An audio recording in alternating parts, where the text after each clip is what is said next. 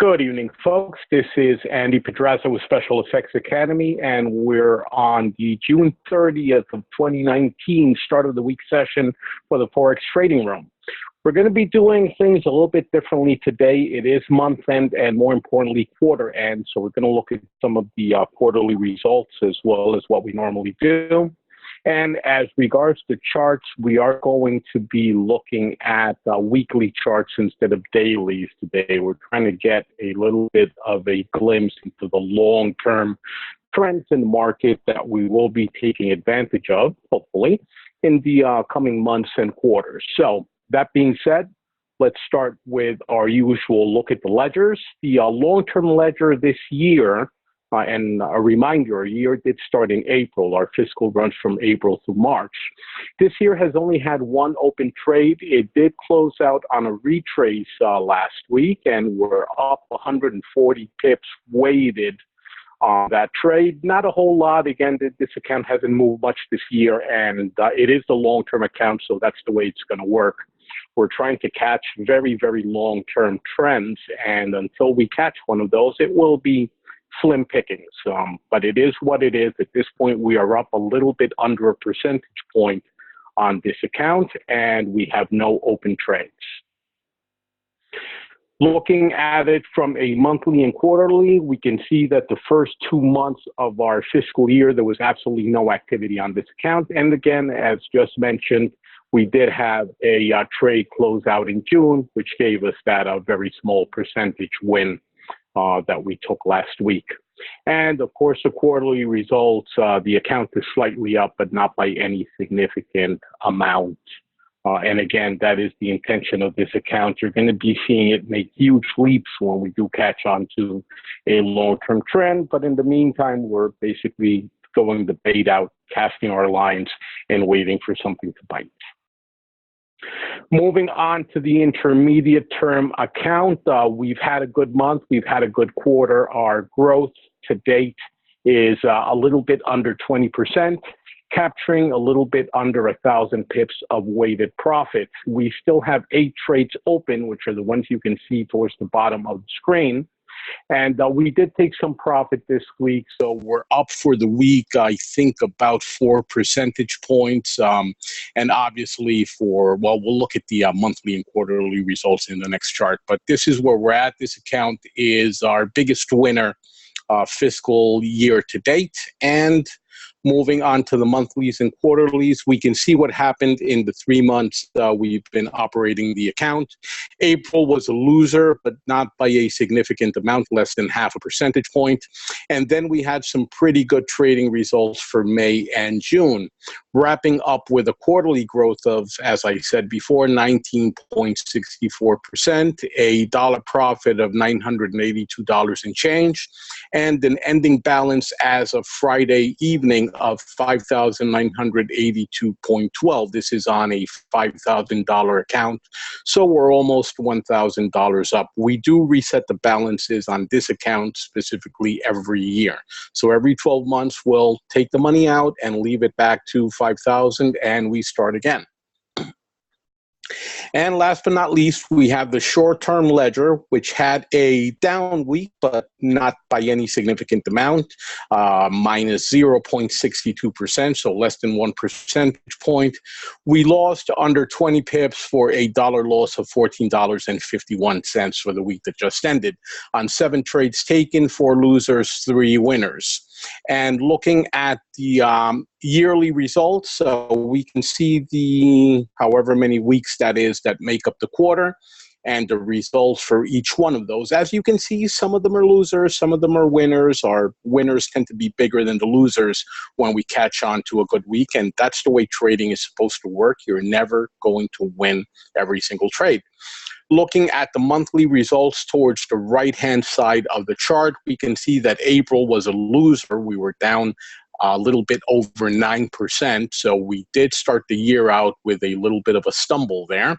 We quickly recovered that in May, and we ended up with a nice profit. And we continued doing that into June. Not as good a month as May, but still quite well. June ended up being 7.10% in our favor. Closing out the quarter with 15.74% in our favor, with a dollar profit of $14.84. This is on a $2,000 account that is also reset yearly. And that's it. Those are the results for the month, the quarter, the week, and some notes and opportunities for improvement that I wrote up. Obviously, it's been a great quarter and a great month. We definitely missed a few opportunities along the way. There were some really nice movements that I would not have been sorry to latch onto, but you can never catch all of them. So we didn't miss all that many. And some of them were simply we did not catch a good trigger on the move before it started. And by the time the move was in progress, it was a little bit too late. In other cases, we did have, or rather, we didn't have enough margin to take some of these trades. And that's the way trading works as well. You are never going to have an infinite amount of money in your account.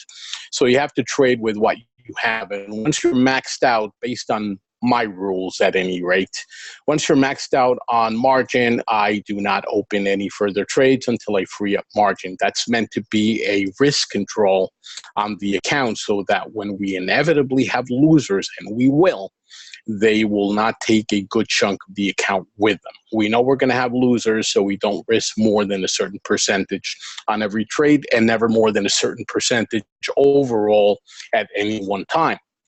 And that's it as regards looking at our opportunities for improvement or results. And a few notes along the way where there are several global situations that are going to be heating up or coming of age this quarter.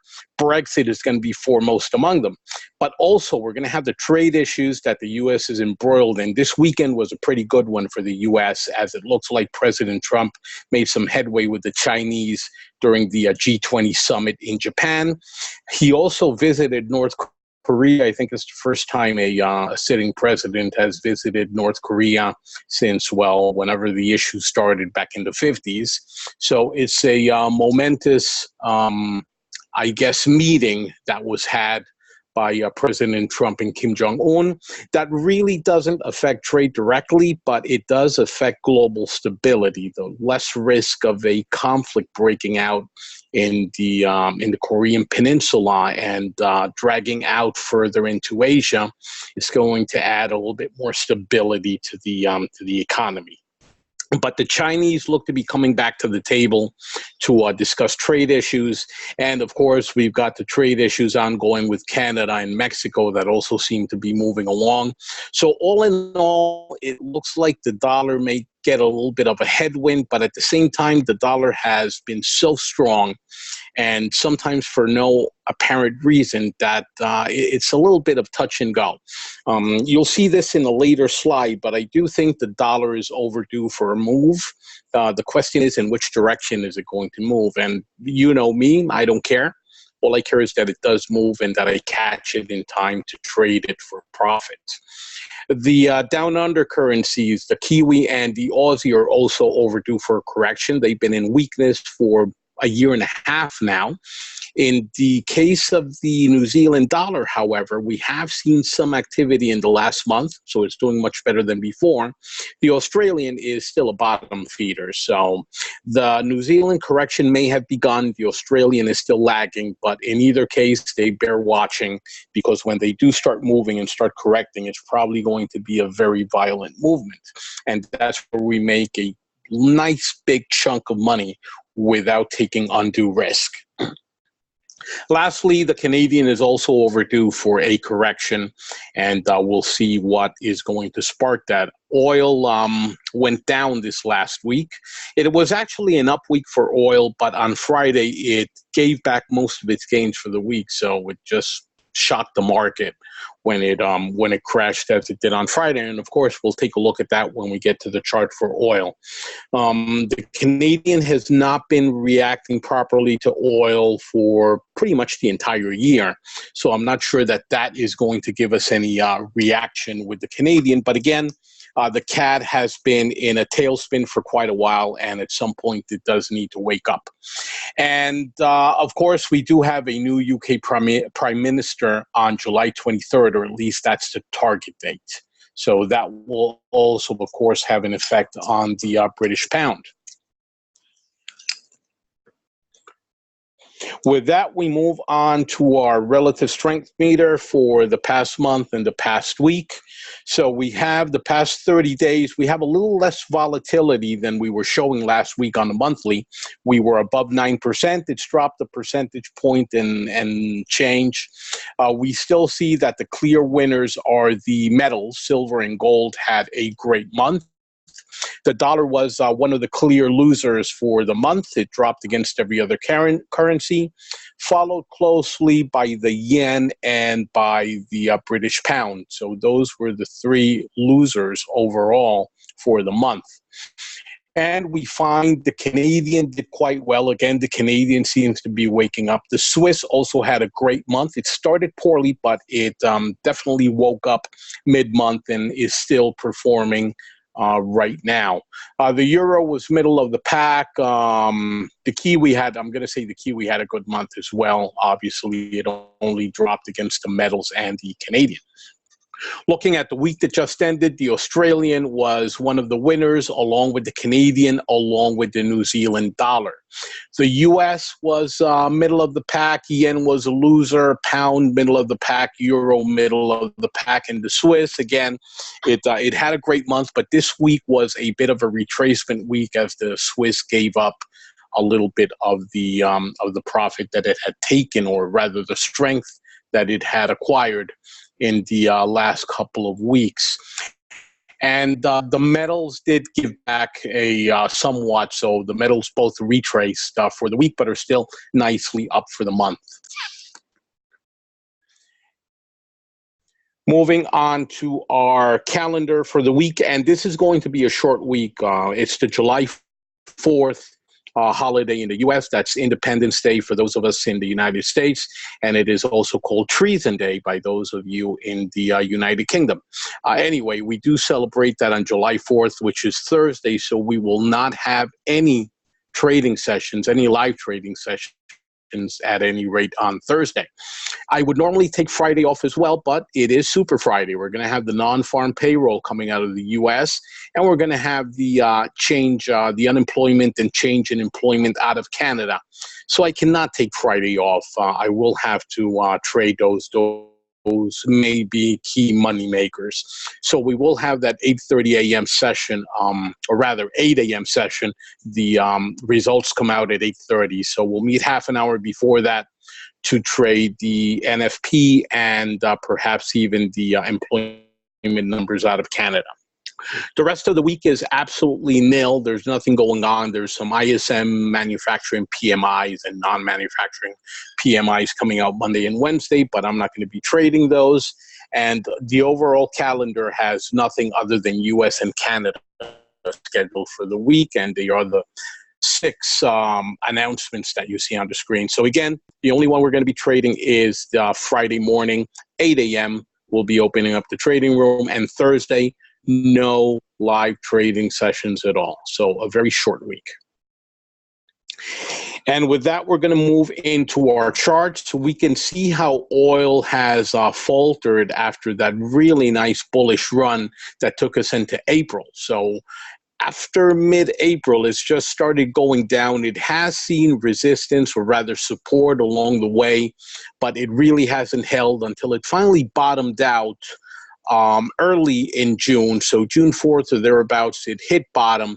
It retested that bottom a week later, and since then has been climbing once more. It is still underneath the Ichimoku cloud, and as you can see on the last week, it did go up, and then Friday it just collapsed. It didn't quite go back to where it had started the week, but it came more than 2/3 of the way, and that sent a little bit of shock into the markets as the week wound down. Not sure where it's going from now.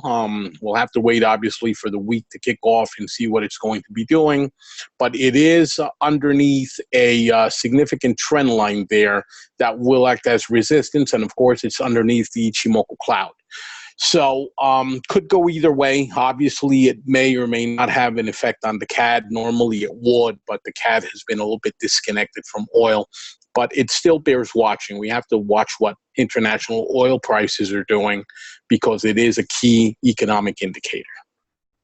Moving on to our currencies, this is one of the different things we're going to be doing this week. We're not going to be looking at daily charts. We're going to be looking at the weeklies to see the longer term trends. So we can see on the euro dollar that it has been dropping quite nicely for quite a while. It topped out in either December of 2017 or January of 2018 was when it topped, it crested, and since then it has been steadily dropping. It is dropping slower now than it was before, and it has been doing a retrace towards the bottom of the Ichimoku cloud here on the weekly.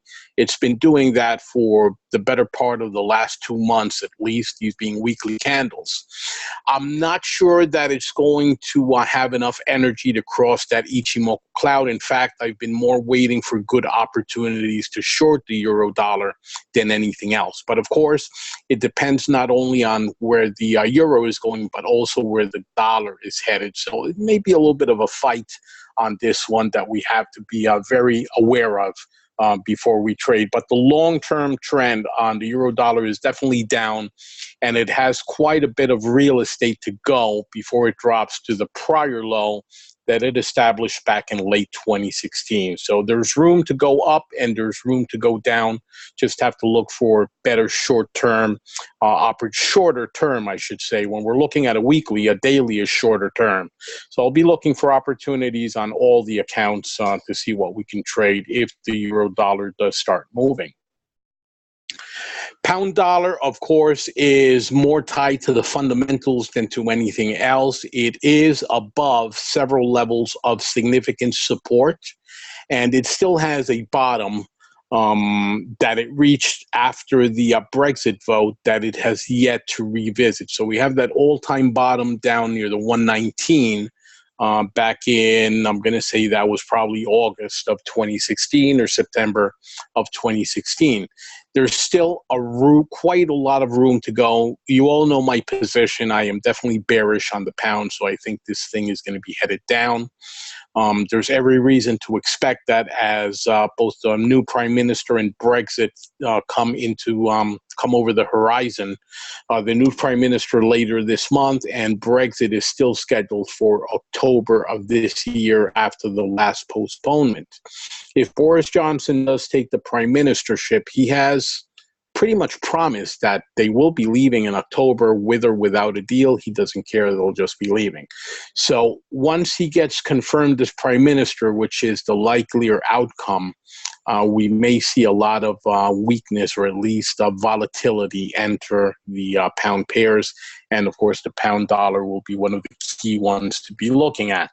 So overall, a sideways chart on a pound dollar for the weekly with a few outliers back in early 2018, as well as right after the Brexit vote. But it's really been in a channel between the 134 and 125. So it's got a 130, what is this, 134 to 125. Yeah, so it's got about an 800 pip range that it's been bouncing up and down between since, well, quite a while back. USDJPY, as I said earlier, we've seen some movement out of the yen pairs and all of them really. It looks like we're seeing the beginning of a strength movement out of the yen, and of course it will affect the USDJPY. This has been helped a little bit by the dollar weakness at the same time, and this is another one where there is a nice bit of a gap between where it is right now, close to 108, and the bottom of the most recent range at 105. So about 300 to 400 pips worth of give. And indeed, it may go deeper and visit the all-time lows below 100 that it attained back in 2016. So another one to keep an eye on for some longer-term opportunities, as well as getting any short-term profits we can get out of it. USD Canadian, another one I think is overdue for strength. We do see it crossing the Ichimoku cloud on the weekly. That is significant. We're already shorting this pair, and we're carrying in excess of 100 pips of profit right now. And this move may have only just begun. So if it does go all the way down to the bottom level of support I have drawn on the chart, that would be the 128, which is still another 200 to 300 pips below current. Even if it just breaks out of the Ichimoku cloud on the weekly, that would still be a very nice win. But I want to also highlight that there is a trend that it has broken. So we're now in a bearish breakout from a trend perspective, from a support perspective, from an Ichimoku cloud perspective. Everything is saying USDCAD is going down. Obviously, it can turn around and go up again. For all intents and purposes, it is still very sideways, but at least it's showing signs of heading towards the bottom for the first time in quite a while, since back in somewhere in 2017.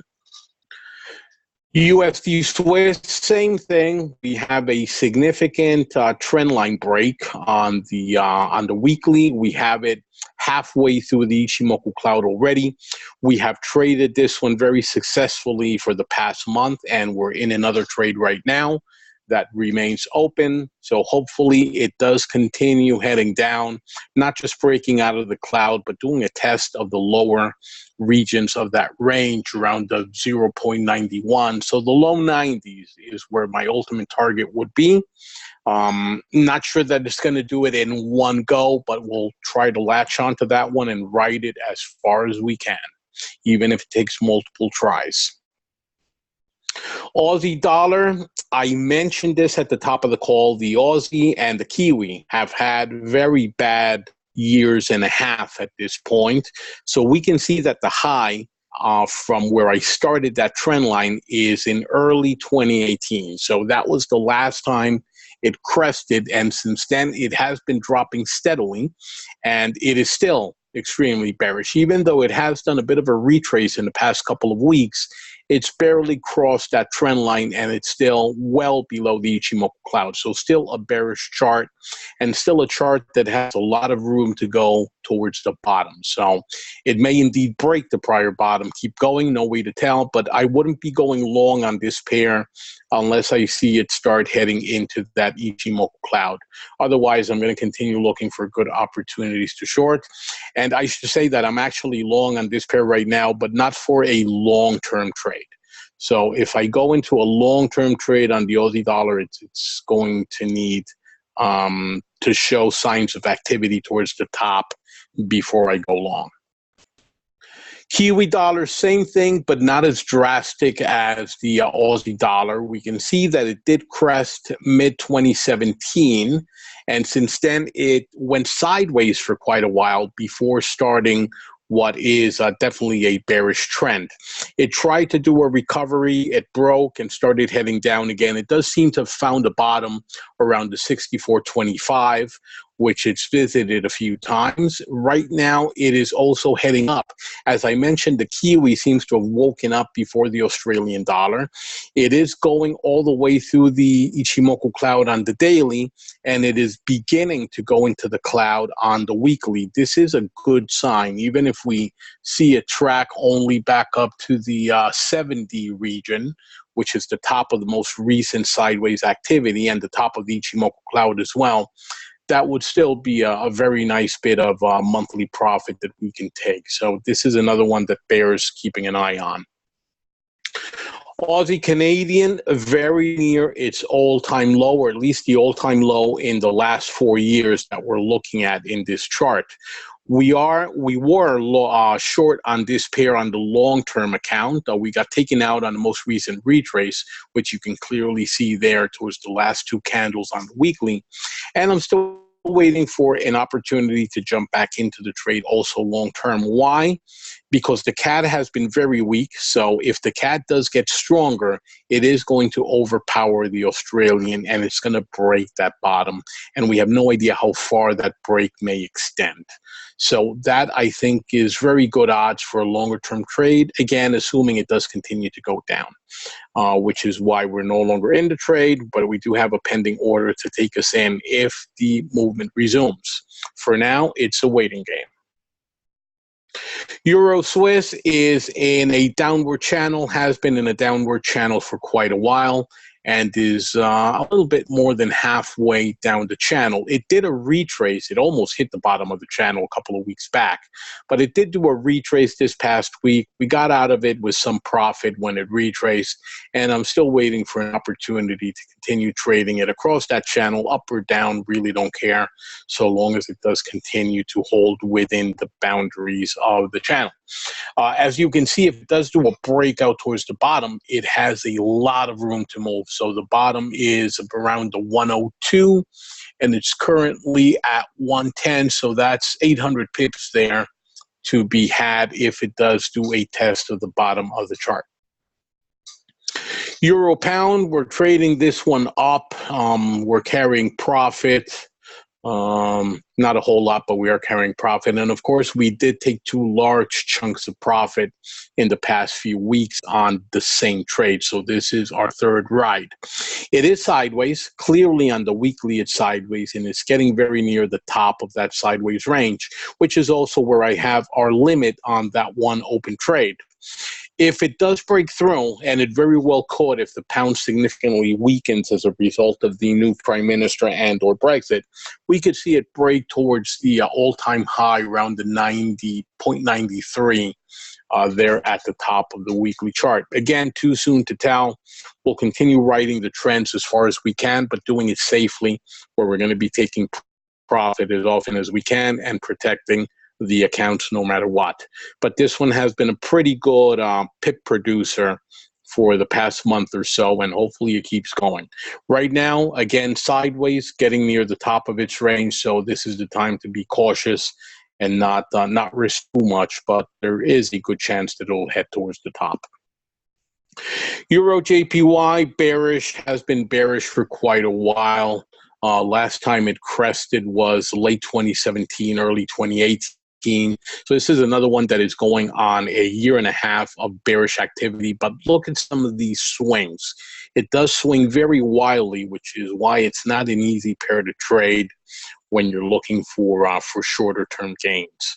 So I'll take that with a grain of salt, as I do anything the JPY pairs do.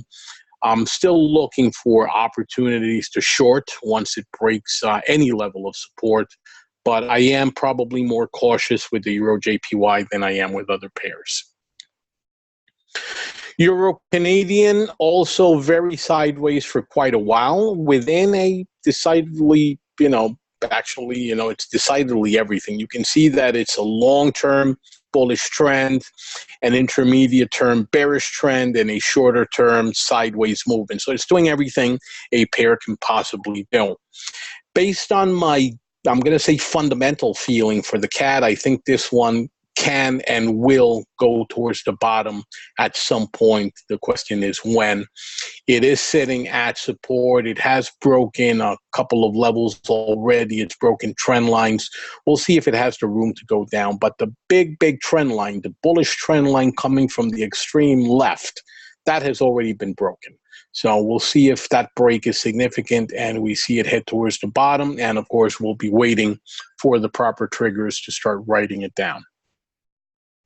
Pound JPY, this is a classic example of a sideways pair. So it is definitely sideways.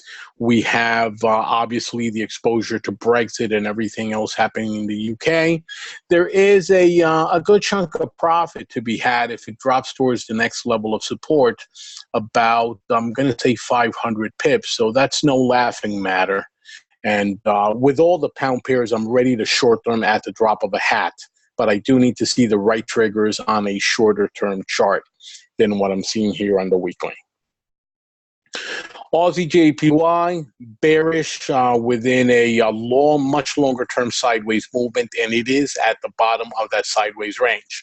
Again, the Aussie has been hard hit for a year and a half. It is overdue for a correction or a test of the higher price levels of the range it's trapped in, and that could happen at any point. But again, we're going to wait for the right trigger before we enter any trade up or down on any of these pairs. Euro New Zealand, it has broken trend lines. It's now bearish. It's broken every trend line except the really, really big one that I didn't draw there. But if you imagine this going from all the way from the bottom up through here, we can see that that one remains to be broken. But all the shorter term trend lines have collapsed. And it did a nice bit of a correction last week, giving up most of the gains of the last 2 months, at least, probably more. So we were shorting this pair once that broke. I forget if we're still in it or we took profit. Might be one of the open trades. So we'll continue looking for short opportunities or continue holding the one we have, because that is definitely the direction this pair is moving in. Pound Canadian, another sideways pair that still has room to move towards the bottom. And again, expect pound weakness.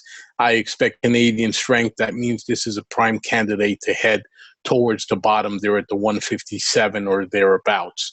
Currently, it's at least 800 pips higher. So again, a good chunk of profit to be had there. And it has also broken through several levels of support and trend lines along the way to where it is right now. So another one I'll be happy to short if I get the right entries. I don't think we took a lot of profit in the past couple of months on this one, but that's mainly because we were trading other pound pairs. And this was just one that didn't make the grade. But we'll obviously be looking at it as things evolve in the UK and in Canada.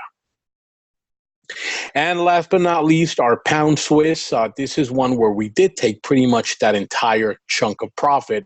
Ever since it broke that trend line, we have been trading it down, and we've been getting out on retraces and getting back in, and we've taken hundreds of pips. So this was one of the really good producers for the past couple of months. It is very, very close to the bottom of the chart in the grand scheme of things. It could still go down further, especially if we see pound weakness, and the Swiss, of course, we know is getting stronger.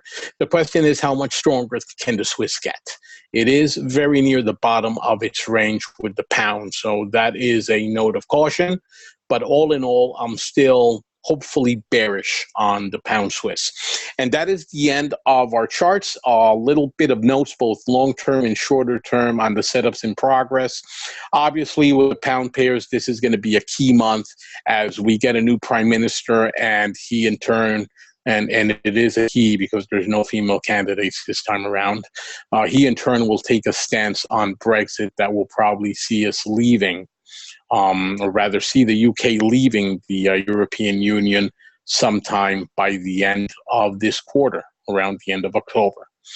Switzerland, the Swiss pairs are breaking out. We saw that clearly in all the charts, and I'm very hopeful they'll continue moving, but at the same time, it's been a little bit too fast. So we may be overdue for a retracement there, even if it continues going down.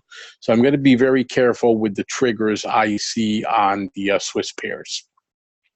Canadian pairs, well, the CAD is finally starting to wake up. The question is it going to hit the snooze button, or is it actually going to start moving? So it's too soon to tell, but if it does continue, we might be looking at one of those trends that I dream of constantly, of hitting one of those trends that goes on for a few months at a time and riding it all the way. And in fact, I did that with a Canadian way back 2014 or 2015. I had a trade open for about 9 months, and it made about 900 pips. And I was trading that at 5 lots. So that actually made my year. And this was back when I still had a salary. So that was a really good year.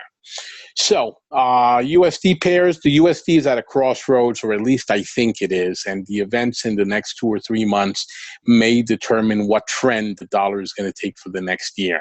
So we have the trade wars. We have all the political uncertainty, including the start of campaign season here in the U.S.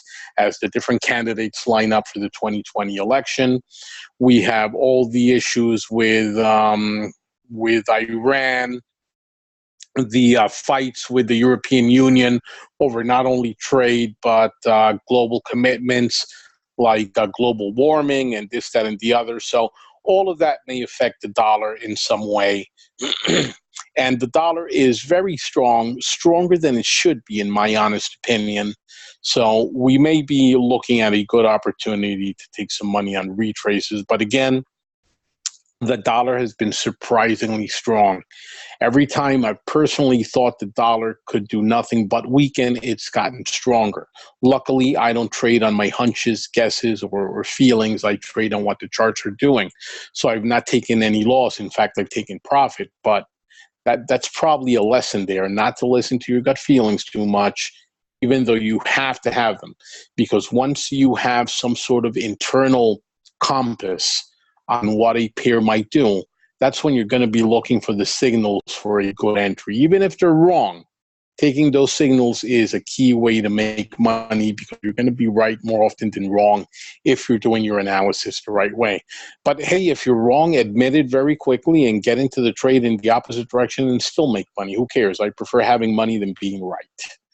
Last but not least, Japan, the Japanese, the JPY, as I've mentioned a couple of times, it is starting to look like it's trending into strength, at least for the intermediate term. Not sure if it's going to be a long-term move, but if it gives us a good 2 or 3 months of moving into strength, that's money we can bank on.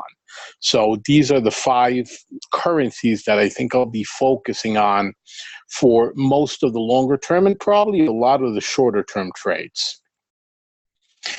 And some final words here. It is end of quarter. I'm quite happy with the quarter, and I always like to leave a little bit of a lesson. And today I was thinking about the mistakes I see people making in the Forex market. And that's not to say I don't make mistakes. I'm by no means perfect.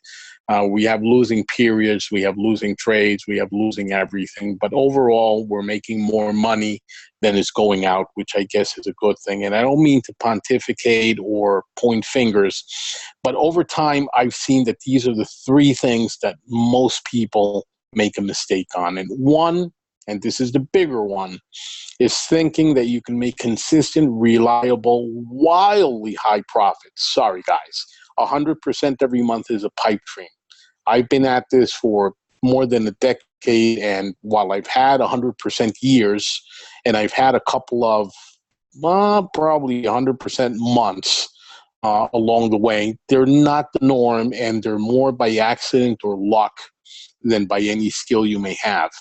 And if I had 100% month, how was my year only 100%? Well, you know, that's 1 month, and the other months may have been losers. So even when you have a really good month, there is every chance that some of that will be given back, because it does tend to average out. So keep that in mind. When you have a 100% month, if you ever do, and you probably will, if you want that to be the high point of your career, stop trading. Take your 100% profits, and you can brag for the rest of your life how you made 100% in 1 month. But you're not going to be able to make 100% every month or even 100% every year. That's a pipe dream. Anybody who promises you that as a teacher, as a financial manager, is a scammer. Run. But most people think they can still find a way to do that. So that's the biggest mistake. The second one is thinking you have to be right in order to make profit.